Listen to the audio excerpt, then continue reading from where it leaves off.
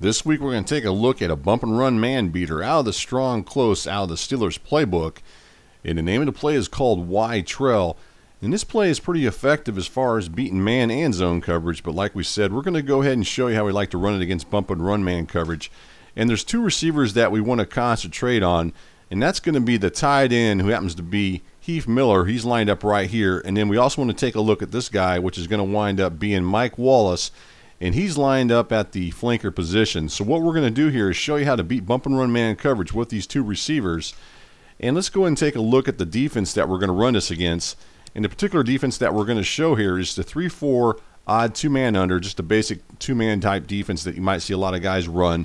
And we're going to go ahead and call bump and run man coverage there. So you can see the bump and run man coverage on the outside. Now, if we were to run this play as is, what's going to wind up happening is obviously the two outside receivers are going to get jammed. What we want to do is use motion, and if you guys watch any type of NFL pro game or anything like that, you know that a lot of teams like to use motion to go ahead and beat bump and run man coverage. And so what we're going to do here is we're going to go ahead and take control of Wallace. Again, he's lined up right here, and what we're going to do here is motion him out to the outside into this area here, and then we're going to snap the ball. And ideally what we're looking to do here is to go ahead and get him off the line of scrimmage to give us another option. Now, he's not going to be our first option.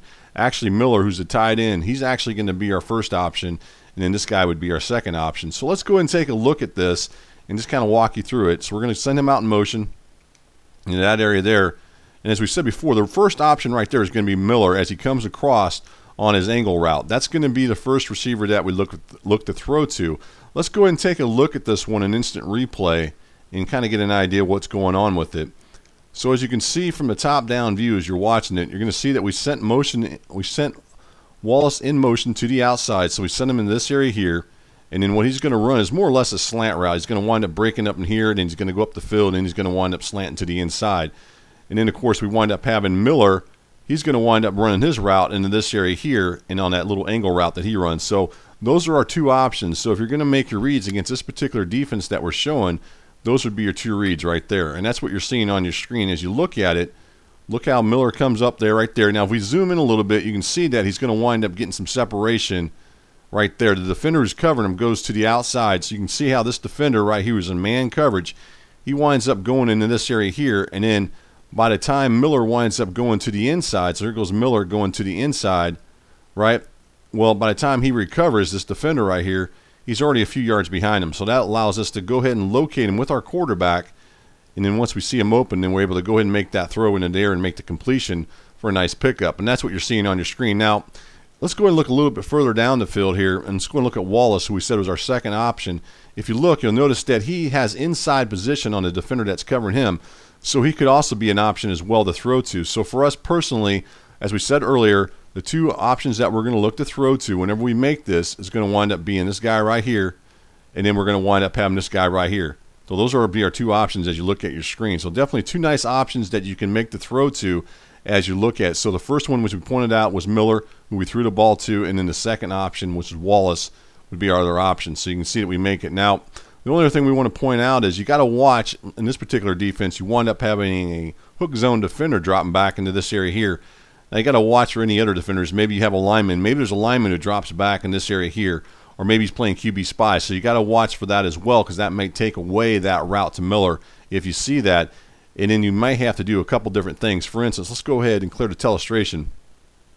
If, for instance, say that your opponent does wind up calling QB spy, so this guy winds up being his QB spy, what you're going to have to do is you're going to have to move your quarterback a little bit over. And if you do that, what that's going to do is it's going to draw this defender into this area here a little bit further away so you can still make that throw.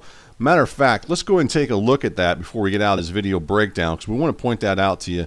That's something you might consider doing anytime you see your opponent put a guy in QB spy. So let's go ahead and go back into the same defense that we just ran. And again, this is a 3-4 odd, two-man under.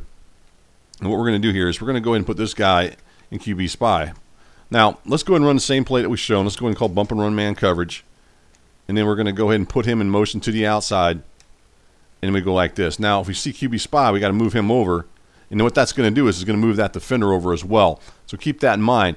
Now, as you watch that, the other thing that we didn't point out originally when we first did this in instant replay from the top-down view is we didn't point out the bump and run man coverage to the outside. You'll notice that Wallace doesn't get jammed either. So as you look at it, you're noticing that he doesn't get jammed out here. So he gets off the line of scrimmage, and that's because you're putting him in motion to the outside, so he doesn't even get jammed. Now, as I said before, the other thing that we wanted to go back to is we were just talking about was this QB spy. So this guy's right here. He's in QB spy, right? Well, by rolling our quarterback over into this direction here, then he comes with us. And then what that's going to allow us, again, to just go ahead and make our throw to our tight end as he comes across, where we can go ahead and make that throw. And that's what you're seeing on your screen as we're showing here. You're going to see that as we continue through this play, that we want it making that throw, and we want it making that completion for a nice pickup. So again, the name of this play is called Strong Close Y Trail. Nice play to go ahead and beat bump and run man coverage. It's also a pretty nice play to go ahead and beat zone coverage. And be honest with you guys, if you guys are looking to go ahead and create a scheme from the strong close, the Y trail should be one of your lead plays or one of your main key plays that you use whenever you run a scheme from the strong close. So again, this play is called Strong Close Y Trail.